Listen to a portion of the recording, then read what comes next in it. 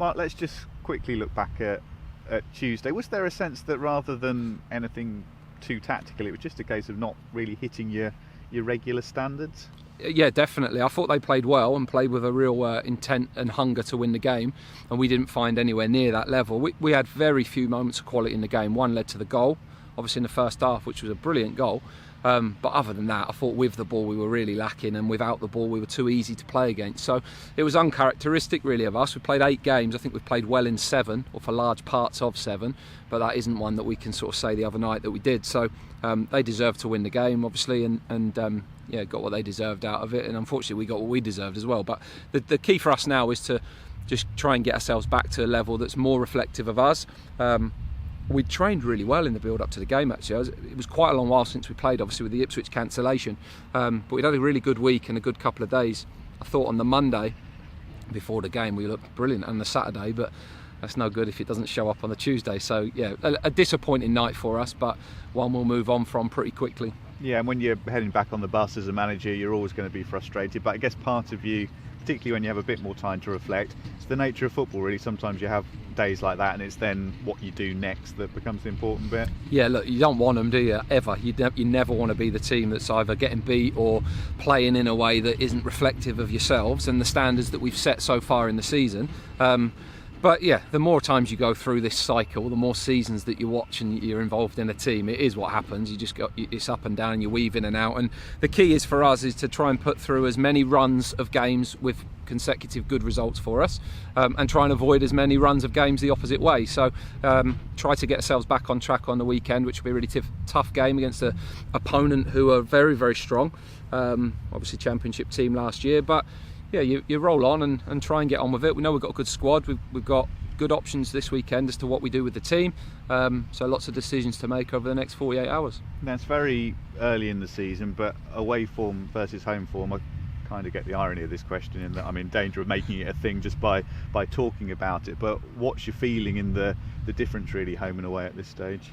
Well, the sooner we get a win away from home, it stops being a thing, because it's obviously to become a thing. But I mean, if you judge it by results, yeah, it's a thing, but we were brilliant at Portsmouth. It's probably our best spell of a game this season. 60 minutes there, we were outstanding. We were outstanding at Oxford and lost with the last kick of the game. We were very good at Charlton and drew the game, and we lost the other night because we didn't play very well.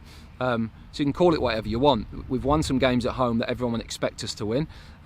Anyone who expects us to go to those massive clubs and win games needs the head checking, because that's just where we are. You've got to understand who we are and where we're at, and we're playing well. We've not played well in one game this season. Just so happens the way the fixtures have fallen that we've won the games at home and not won one away from home yet, but there's plenty of time to change that, and in the end the overall results is a thing. But I know how the world works. People will make a massive thing of that, so the sooner we get a win they can stop talking about it, but it's certainly not something I'm concerned about at the minute. And with Barnsley, had a good couple of results of late, maybe a bit frustrated with Tuesday night, but beat Sheffield Wednesday and the draw against Ipswich as well. Yeah, some very good results. I think they'll be frustrated with the result on Tuesday night, but some excellent results against some of the top teams. But they're a good side. They're very strong. We've got some, obviously Robbie Cundy's there, we know, but in terms of like the power of their team, they've got some good experience and some really good young players in the team. Some forwards that can cause you a problem. Michael Duff's record and the type of teams he creates make them a very hard team to play against. They don't give up too many chances. So it's as tough as it comes, really. It'll be our toughest opponent at the Abbey so far, and a really difficult game. But we want to try and continue the form that we've had there and the performance level that we've got to, because we know we'll have to be at that level to compete with them this weekend, and we'll have to find a much more normal level of ourselves than we did on Tuesday. And it's been a Michael Duff sort of week, having had his former side Cheltenham, and then you're getting his current side. From what you're saying, he's quite quickly started to do a lot of the things that he's done well previously. I think so, yeah, and with some very good players, you know. There's definitely a level up in terms of the depth and the quality of the squad for him, without being disrespectful to what he had before. He did an unbelievable job, but we certainly see that. We probably see, because of that, a slight difference as well. There's a real attacking threat in this team as well, and they've got some good creative attacking players. But they'll make us defend. They'll make it really hard for us to create chances against them. Michael's teams are always hard to beat and organised, and we'll have quality on top of that. So yeah, it'll be a difficult afternoon. But if we can find the level that we know we're capable of, we'll give ourselves a chance. Did Brandon Hornstrup manage to get some positive news? It's a good question. Yes, he did. He's not training yet, but he can return to training. So he's back on the grass with the physios. So we're hopeful that it won't be for a couple of games, but we're hopeful that we can build him back up to getting into training at some point next week.